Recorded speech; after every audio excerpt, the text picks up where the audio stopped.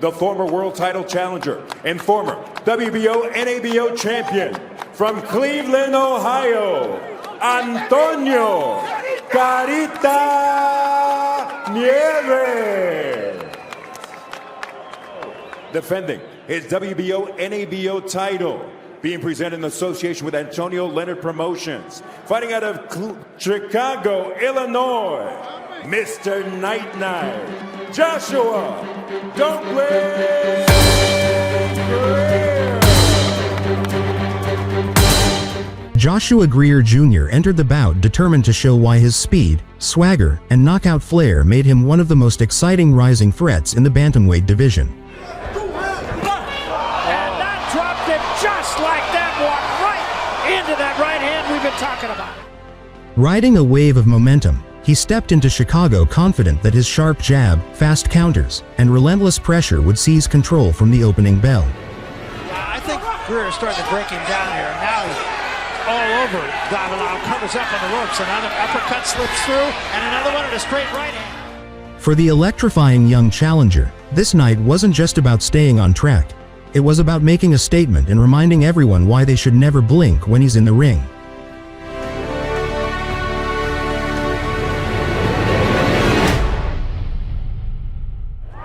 That's why he said, tonight you can expect me to come out fast. Monster Naoya Inoue. Now he took him 6 rounds. He's a tough, I would say, club fighter. And the reason why I say club fighter is because he has a backup plan. Being a fighter, it's a rarity to have a backup plan and to be successful in boxing.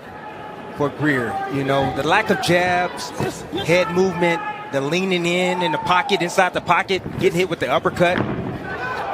You know, you can't let it go. You got to hold on to it like you hold on to your cell phone. Oh, you already know. and Greer was quite aware of it. Yeah. As you know, that's definitely fundamental. You know, that's the lead punch you got to lead with. That sets the table for all of your power punches. See, body shot from Greer. It was just, that's why it was so hard against a fighter like Potapov, who came forward, and Nieves saw what Potapov had, but you know, Nieves has a lot of experience. It's something that he said in the fighter meeting. He said that in the ring, looking to fulfill a lifelong dream. First time in Nieves for a second opportunity. As like we said, he fought for the title against victories in this sport. No, he knows that he needs impressive victories to get another shot at a 119 belt. You know what? It's the right hand. Potapov had success with the right hand. You want to know why he's landing that right hand? The flaws are still there, but the other thing, though, Greer has talent. He's got those, gets greater. That's when you pay the price. No, stop. You see, you know, you get hit with a certain punch over and over and over. Well, you got to make that adjustment. Nikolai Potapov and was robbed, and then Potapov was then robbed against Joshua Greer. He won that fight clearly, so it's a matter of perspective always. And you see the combination punching of Nieves.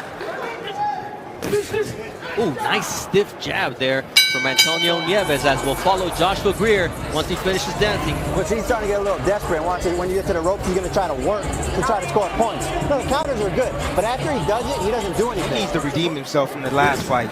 You know, where many critics, including myself, felt that he lost the fight with his performance. Ooh, nice right hand there from Antonio Nieves. Then he goes down to the... They're starting to try to use that jab. And here we see that's been Nieves from the beginning. Don't lean on. You slide in behind the jab of Nieves to land a nice full body shot inside. Greer, when he tried to counter, he actually dropped his left hand when he countered there, and that's the reason why he got clipped with the jab.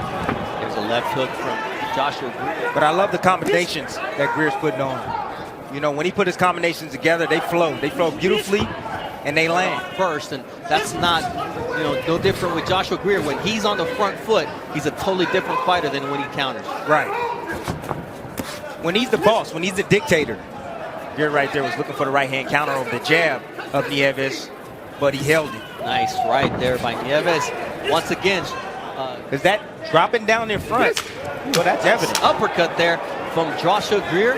Final second. He just has to execute tonight. Oh, big left hook there from Antonio Nieves. Sends Greer reeling backwards towards the ropes. And here's Nieves on the hunt with another left hook to the liver. Forward, not blocking the side.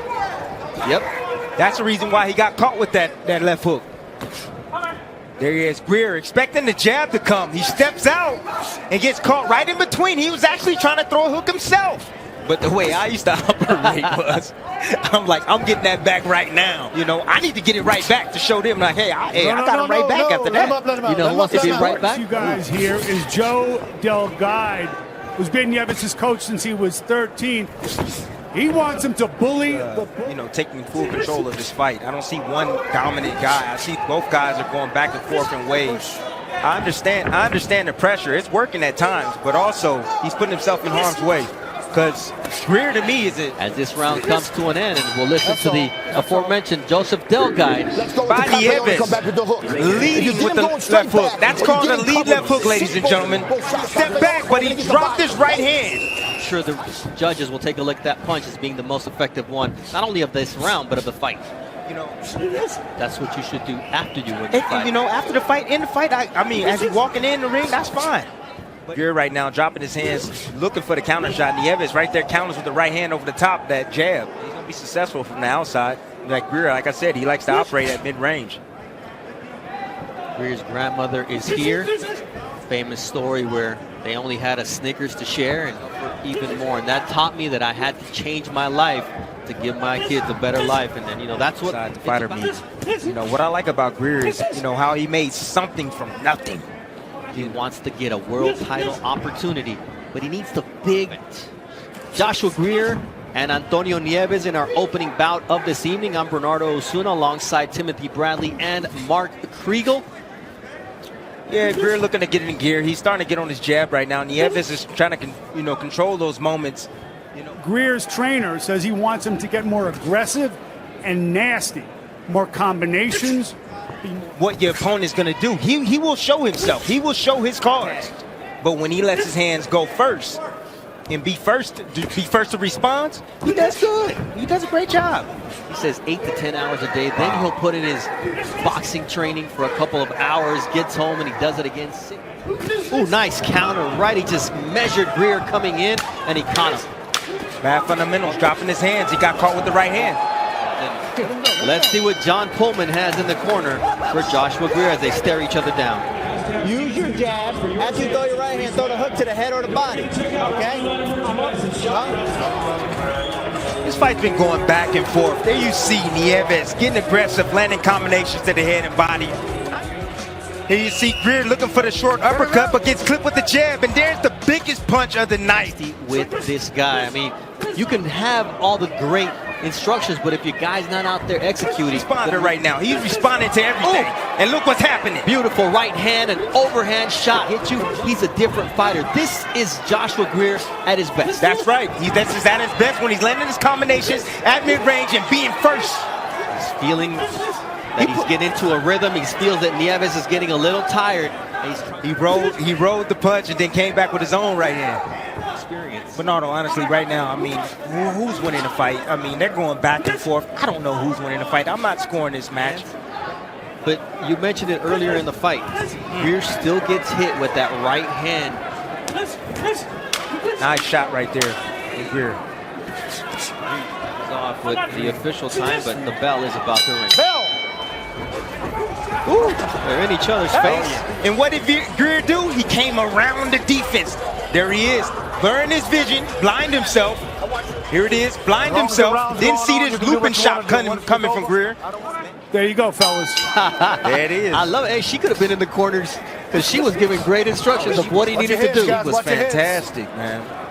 Her grandson's interest at heart, but it's a close fight. Body work right there from Greer. That's definitely woo! The big right hand following up on that body work, and he's landed 25 of 66. Or Nieves right here in the 8th round of a scheduled 10-rounder. That's right. Greer got to be the boss. That's exactly what he's doing. Nieves couldn't roll with those shots because the body's there to be hit. That's right. Greer didn't know if he was, if Nieves is going to take off on him. He wasn't sure. Hey, and see how Nieves is ducking down a little bit and bringing those elbows down.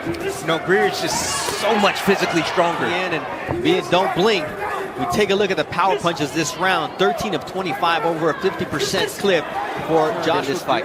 Definitely has turned. Oh, but a nice left hook. We talked about the lack of power, though, from Nieves, and Greer walked right through it. Assertiveness here from Joshua Greer, listening to his grandmother, Gwendolyn. I don't know if they have, like, His trainer, John Pullman's got to give him credit. He told him he needs to beat this guy. Oh, nice right. There's a lot of fight in this dog. Bell. What did I tell you? You're going to need to protect yourself with lateral movement, hands up tighter, and use your jab, like you've been doing. Look for the counter right hand hook. We got him under him to some serious stuff. The fight is way too close. You worked way too hard your whole life. Let's go. Seconds out. Seconds out. It's those fighters, and he doesn't correct that between now and then, he's going to be in trouble. Yes, it's all due to, you know, it's constructive criticism. And here, I like the way he's turned the tide in the second half. He understanding now that he needs to be the boss and he needs to be first and not allow Nieves to get his distance and control distance. Consecutive knockouts before Potapov took him for a majority decision. But I've only seen one devastating knockout, and I'm not going to be one of those guys. And Nieves is looking to time him over the top with it as Spears walks straight in. Oh, nice shot. Combination. There it is. There.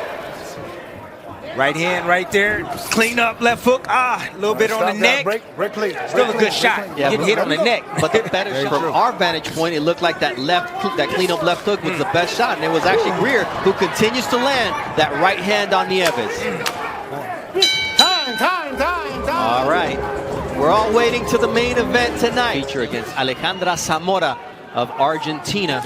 But for now, it's round 10 of our opening fight. Joshua Greer, who veteran Nieves, and now a right hand and a slip, but it's going to be counted as a knockdown. That's a knockdown. Yeah. 4, 5, 6, 7. Come here.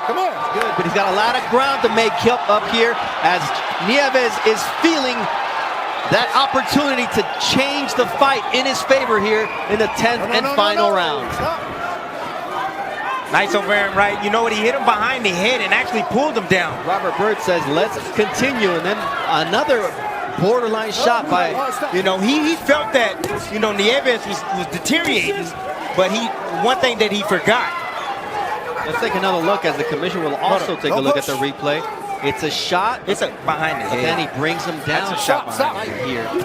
Depending on that 10-8 round or in his favor. So that's 3-point turnaround. Nice body shot there from Nieves with the right hand.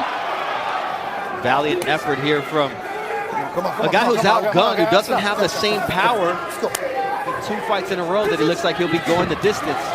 Nice combination punching there from Nieves, not backing down. Nice jab there from Nieves, who continues to win this 10th. And it's going to be a crucial moment what the commission decides with that knockdown. They'll take another look at it. Tim, what do you think? Man, he hit him behind the head. That's an illegal blow. That should not be called a knockdown. Another angle of it. Not a clean shot. I'm a real champion, so at the end of the day, I'm going to get the win. You know what I mean? I know how to win, which is most important. All in favor of the winner by way of unanimous decision. Still, WBC Continental Americas and WBO NABO Bantamweight champion, Joshua "Don't Play"